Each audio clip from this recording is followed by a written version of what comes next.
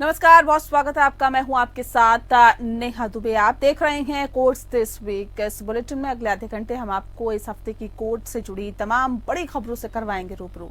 Court की कार्रवाई और सुप्रीम कोर्ट से लेकर हाई कोर्ट्स और लो कोर्ट्स तक के फैसलों को रखेंगे आपके सामने। तो आइए शुरू करते हैं कोर्ट्स दिस वीक।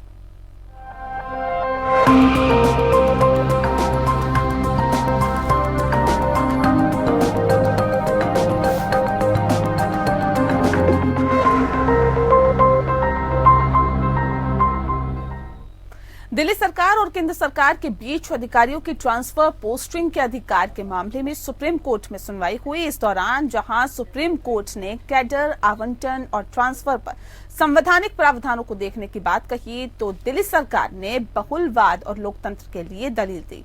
केंद्र की ओर से सॉलिसिटर जनरल ने कहा कि उपराज्यपाल की अवहेलना बिल्कुल गलत है।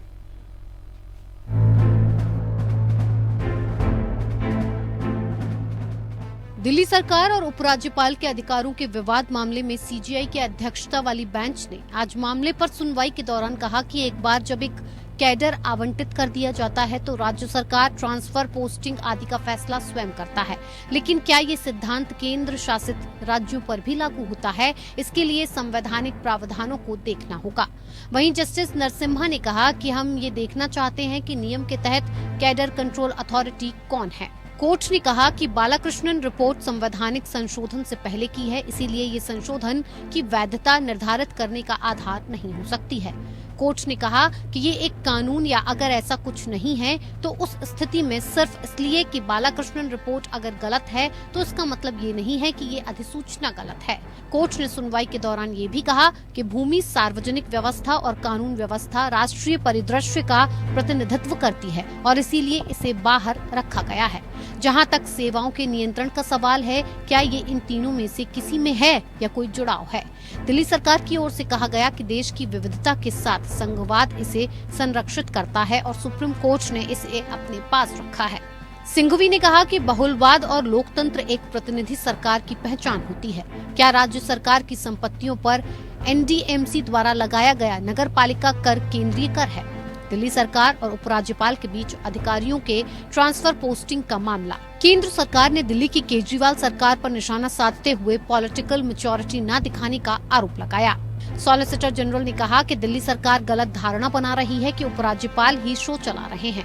उन्होंने कोर्ट को बताया कि 1992 से अलग अलग और परस्पर विरोधी एवं अलग अलग विचारधाराओं वाली सरकारें रहीं, लेकिन फिर भी सब सौहार्दपूर्ण तरीके से चल रहा था। अब इस तरह की समस्या हो रही है। सॉलिसिटर जनरल ने कहा ये पूरा मामला संवैधानिकता का नहीं बल्कि धारणा का है। उपराज्यपाल द्वारा निर्वाचित सरकार की अवहेलना कर सब कुछ किया जा रहा है, ये बिल्कुल गलत है। सॉलिसिटर जनरल ने कहा केंद्र शासित प्रदेश संघ का विस्तार है, इसीलिए दिल्ली में 239A है। मंगलवार की सुनवाई के दौरान कोर्ट ने कहा था कि दिल्ली सरकार में क्या शक्ति है, इस पर हमें विचार करना है। कल भी मामले की सुनवाई जारी रहेगी। Bureau report, APN news. Supreme court ने एक ऐतिहासिक फैसले में चंडीगढ़ में एक आवासीय इकाई को अपार्टमेंट में बदलने पर रोक लगा दी। कोर्ट ने कहा कि बिल्डर आवासीय इकाई को 3 मंजिले अपार्टमेंट में परिवर्तित कर रहे हैं, जिससे कि चंडीगढ़ की विरासत पर प्रतिकूल प्रभाव पड़ेगा। कोर्ट ने कहा कि शहरी विकास से पहले पर्यावरणीय प्रभाव का आकलन हो और विकास और पर्यावरण संरक्षण के बीच संतुलन बना रहे।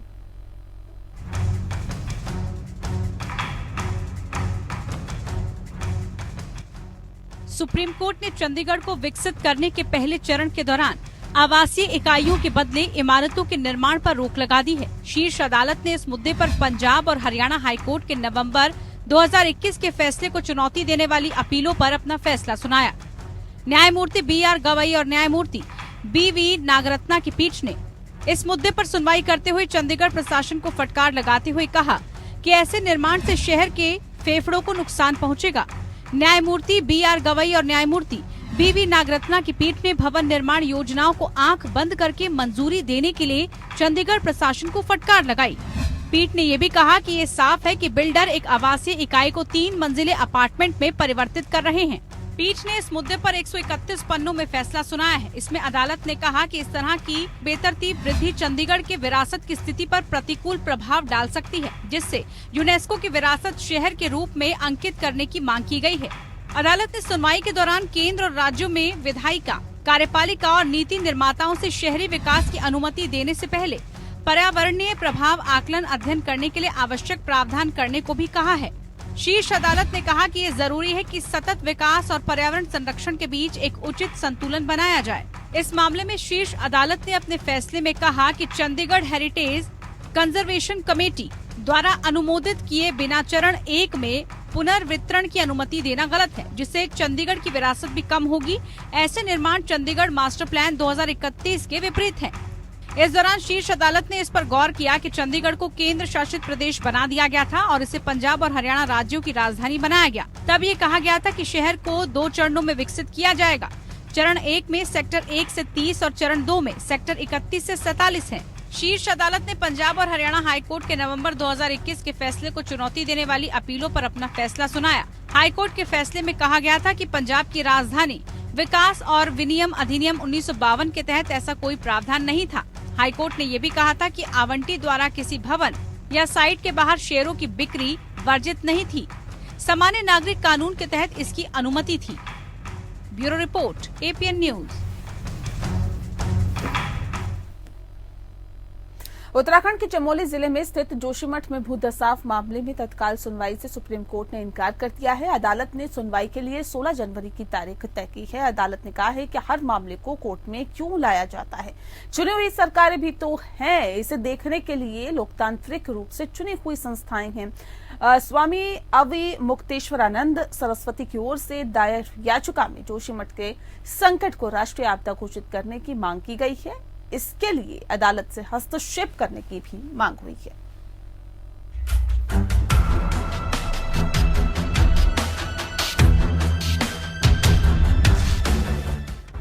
जोशीमठ भू धसाव मामले में तुरंत सुनवाई नहीं होगी। सुप्रीम कोर्ट में राहत के लिए एक याचिका दाखिल की गई थी, जिसमें मामले पर तत्काल सुनवाई की मांग की है। इस याचिका पर सुप्रीम कोर्ट ने तत्काल सुनवाई करने से साफ साफ इनकार कर दिया। शीर्ष अदालत ने इस पर सुनवाई के लिए अब 16 जनवरी की अगली तारीख दी है। इस दौरान सुप्रीम कोर्ट ने कहा कि हर मामले में शीर्ष अदालत आने की जरूरत नहीं है। इस पर लोकतांत्रिक रूप से निर्वाचित संस्थाएं काम कर रही हैं। प्रधान न्यायाधीश DY चंद्रचूड़ और न्यायमूर्ति PS नरसिम्हा की पीठ इस मामले की सुनवाई कर रही है। CJI DY चंद्रचूड़ और जस्टिस PS नरसिम्हा की पीठ के समक्ष इस मामले का उल्लेख किया गया था। याचिकाकर्ता स्वामी अवि मुक्तेश्वरानंद सरस्वती ने शीर्ष अदालत में अपील करते हुए कहा था कि मामले में तत्काल सुनवाई की आवश्यकता है और इस संकट को राष्ट्रीय आपदा घोषित किया जाए, जिस पर प्रधान न्यायाधीश DY चंद्रचूड़ और न्यायमूर्ति PS नरसिम्हा की पीठ ने मंगलवार की तारीख दी थी, लेकिन अब अदालत ने तत्काल सुनवाई से इनकार कर दिया। जनहित याचिका जोशीमठ को राष्ट्रीय आपदा घोषित करने और NDMA को जोशीमठ के निवासियों को सक्रिय रूप से समर्थन देने का निर्देश देने की मांग करती है। याचिकाकर्ता का कहना था कि जोशीमठ में आज जो भी हो रहा है वह खनन, बड़ी बड़ी परियोजनाओं का निर्माण और उसके लिए किए जा रहे ब्लास्ट के चलते हो रहा है। यह बड़ी आपदा का संकेत है। नगर में लंबे समय से भू धसाव हो रहा है। लोग इसको लेकर आवाज उठाते आ रहे हैं, लेकिन सरकार की ओर से इसे गंभीरता से नहीं लिया गया। इसका खामियाजा आज एक ऐतिहासिक, पौराणिक और सांस्कृतिक नगर और वहां रहने वाले लोग झेल रहे हैं। याचिका में जोशीमठ के निवासियों को वित्तीय सहायता और मुआवजे के लिए भी प्रार्थना की गई है। जोशीमठ शहर में असुरक्षित भवनों की संख्या लगातार बढ़ती जा रही है। अब तक कुल 678 भवन चिन्हित किए जा चुके हैं। CBRI की टीम ने सोमवार को होटलों का सर्वे किया था। अब दोनों होटलों से भवनों को ढहाने की शुरुआत होगी। कुछ होटल को अत्यधिक क्षति पहुंची है। पिछले कुछ दिनों में जोशीमठ में कई घरों और सड़कों में दरार पड़ने और लगातार भूमि धंसने के मद्देनजर सिकिंग जोन घोषित किया गया। डूबते शहर में क्षतिग्रस्त घरों में रहने वाले 60 से अधिक परिवारों को अस्थायी राहत केंद्रों में पहुंचाया गया है। Bureau report. सुप्रीम कोर्ट ने 4 राज्यों, 2 केंद्र शासित प्रदेशों के गृह सचिवों को घोषित अपराधियों, जमानत, पैरोल नियमों का उल्लंघन करने वाले व्यक्तियों से संबंधित डेटा जमा नहीं करने पर तलब किया है। कोर्ट ने गृह सचिवों को 13 फरवरी को अदालत में पेश होने का निर्देश दिया। अदालत ने पैरोल पर रिहा होने पर गिरफ्तारी से बच रहे व्यक्तियों का डाटा मांगा है और जिलेवार डेटा प्रस्तुत करने का निर्देश दिया है।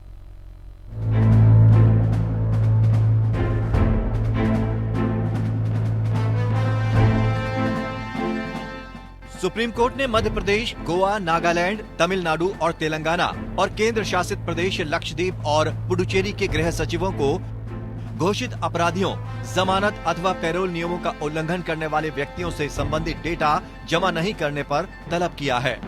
कार्यवाही के लंबित रहने के दौरान पैरोल से बाहर निकलने वाले एक अपीलकर्ता की आपराधिक अपील पर सुनवाई करते हुए सुप्रीम कोर्ट ने न केवल हरियाणा राज्य बल्कि अन्य सभी राज्यों और केंद्र शासित प्रदेशों को जिलेवार डेटा प्रस्तुत करने का निर्देश दिया था। डेटा में उन लोगों को शामिल किया जाना था जो मुकदमे से पहले या उसके दौरान या पैरोल पर रिहा होने के बाद गिरफ्तारी से बच रहे हैं।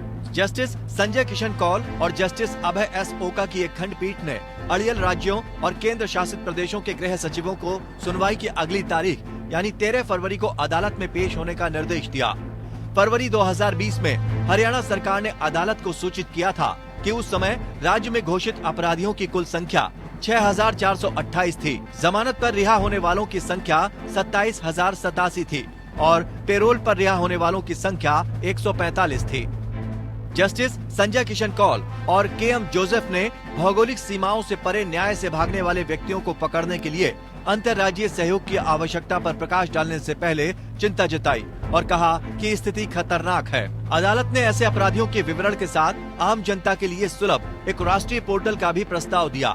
पिछले साल सितंबर में ये देखते हुए कि पिछला उपलब्ध डेटा 1 साल से अधिक समय पहले हरियाणा राज्य द्वारा रिकॉर्ड में लाया गया था। जस्टिस कौल की अध्यक्षता वाली एक अन्य पीठ ने हरियाणा और अन्य राज्यों और केंद्र शासित प्रदेशों को ऐसे व्यक्तियों के संबंध में नवीनतम आंकड़े प्रस्तुत करने का निर्देश दिया जो गिरफ्तारी से बच रहे हैं। अतिरिक्त सॉलिसिटर जनरल एस.वी. राजू को प्रस्तावित राष्ट्रीय पोर्टल की स्थिति और इस संबंध में केंद्र सरकार द्वारा उठाए गए कदमों से पीठ को अवगत कराने का भी निर्देश दिया गया था। फिर नवम्बर में पीठ ने निराशा के साथ नोट किया कि किसी भी राज्य ने विधि अधिकारी द्वारा भेजे गए ईमेल का जवाब नहीं दिया। Bureau report. वहीं नाबालिग मुस्लिम लड़की की शादी मसले पर सुप्रीम कोर्ट ने आगाह करते हुए कहा है कि पंजाब हरियाणा हाईकोर्ट के फैसले को मिसाल के तौर पर न लें। हाईकोर्ट ने अपने फैसले में कहा था कि प्यूबर्टी प्राप्त कर चुकी 15 साल की मुस्लिम लड़की पर्सनल लॉ के तहत शादी कर सकती है। इस फैसले को राष्ट्रीय बाल अधिकार संरक्षण आयोग ने चुनौती दी। इस मसले को पॉस्को एक्ट के खिलाफ माना जा रहा है। बता दें कि मुस्लिम पर्सनल लॉ के अलावा दूसरे धर्मों में विवाह की न्यूनतम आयु प्रचलित दंड कानूनों के अनुरूप है। भारतीय ईसाई विवाह अधिनियम 1872, पारसी विवाह और तलाक अधिनियम 1936, विशेष विवाह अधिनियम 1954 और हिंदू विवाह अधिनियम 1955 के तहत एक पुरुष के लिए विवाह की न्यूनतम उम्र 21 वर्ष और एक महिला के लिए 18 वर्ष है।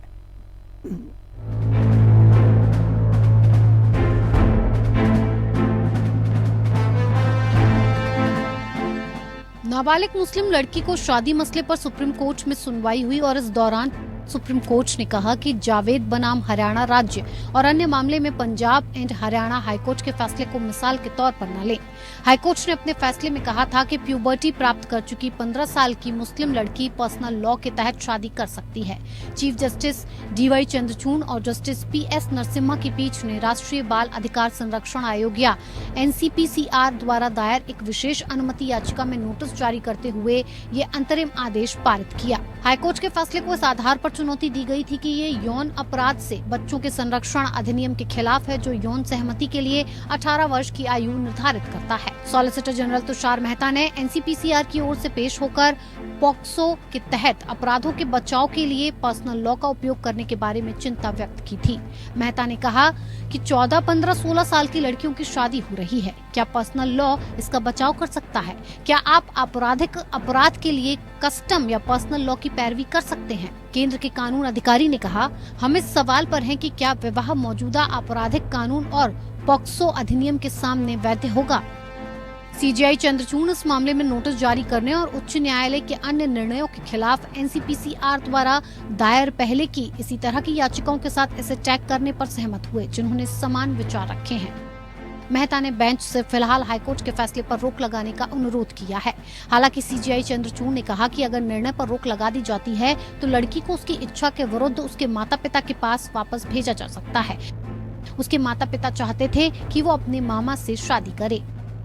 कोर्ट ने देखा कि सीनियर एडवोकेट राजशेखर राव को एनसीपीसीआर द्वारा इसी मुद्दे पर दायर पिछली याचिका में एमिकस क्यूरी के रूप में नियुक्त किया गया था। पीठ ने उन्हें तत्काल मामले में भी सहायता देने के लिए कहा।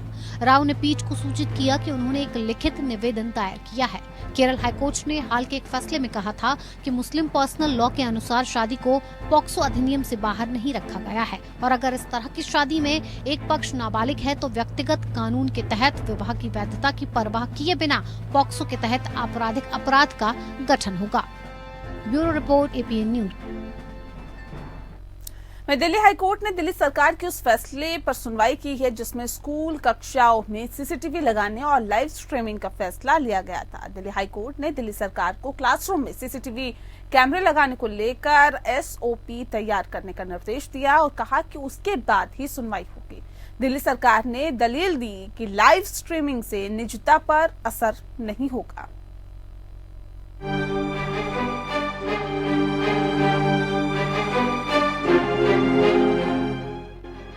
दिल्ली हाईकोर्ट ने सभी सरकारी स्कूलों में क्लासरूम के अंदर सीसीटीवी कैमरे लगाने के दिल्ली सरकार के फैसले को चुनौती देने वाली जनहित याचिका पर कहा कि इस मामले की सुनवाई सरकार द्वारा तैयार की गई मानक संचालन प्रक्रिया या एसओपी के बाद ही की जा सकती है। चीफ जस्टिस सतीश चंद्र शर्मा और जस्टिस सुब्रमण्यम प्रसाद की खंडपीठ ने दिल्ली सरकार को सुनवाई की अगली तारीख 18 जुलाई से पहले स्कूलों में सीसीटीवी कैमरे लगाने पर एसओपी दाखिल करने का निर्देश दिया। कोर्ट ने ये भी कहा कि स्कूलों में इस तरह के कैमरे लगाना बच्चों की सुरक्षा के लिए जरूरी है। याचिका दिल्ली पेरेंट्स एसोसिएशन और गवर्नमेंट स्कूल टीचर्स एसोसिएशन ने दायर की है।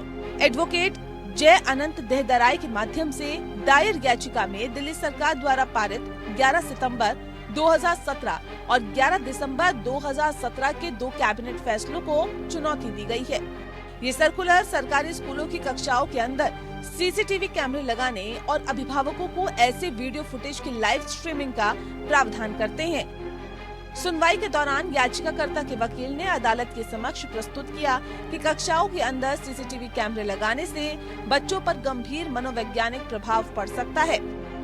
वकील ने कहा कि याचिका 2017 में गुड़गांव स्थित एक स्कूल में हुई एक दुखद घटना के बाद दायर की गई थी, जिसमें 11वीं कक्षा में पढ़ने वाले एक अन्य छात्र द्वारा 7 वर्षीय नाबालिग बच्चे की हत्या कर दी गई थी। इस पर बेंच ने कहा, स्कूल के बाथरूम के बाहर लगे सीसीटीवी कैमरे से ही हत्या का पता चला। वकील ने प्रस्तुत किया कि कक्षाओं और प्रयोगशाला जैसी जगहों पर निजता की अपेक्षा की जाती है। आगे ये दावा करते हुए कि दिल्ली सरकार उक्त डेटा को तीसरे पक्ष को लाइव स्ट्रीमिंग करेगी। वकील ने कहा, माता पिता अपने बच्चों के डेटा के फुटेज को देखकर सहज नहीं हो सकते। माता पिता से कोई सहमति नहीं मांगी गई है। कानून बहुत स्पष्ट है। के.एस. पुट्टुस्वामी मामले में सुप्रीम कोर्ट की 9 जजों की बेंच का फैसला है। दिल्ली सरकार ने ये तर्क भी दिया कि उसका निर्णय भारत के संविधान के अनुच्छेद 21 के तहत निजता के अधिकार का उल्लंघन नहीं करता।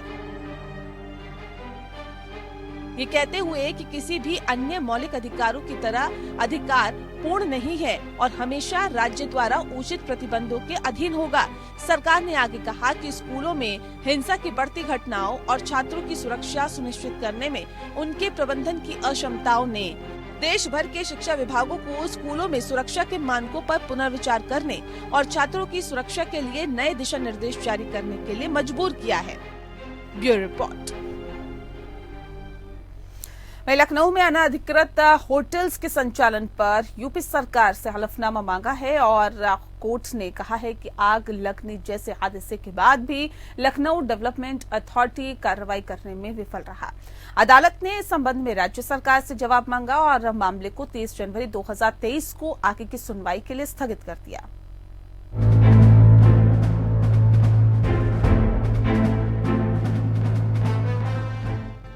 इलाहाबाद हाई कोर्ट ने लखनऊ में अनाधिकृत होटलों के कामकाज पर राज्य सरकार से व्यापक हलफनामा मांगा है। चीफ जस्टिस राजेश बिंदल और जस्टिस ब्रजराज सिंह की खंडपीठ ने कहा कि लखनऊ डेवलपमेंट अथॉरिटी या एलडीए ऐसे अनाधिकृत होटलों के खिलाफ कोई कार्रवाई करने में विफल रही है।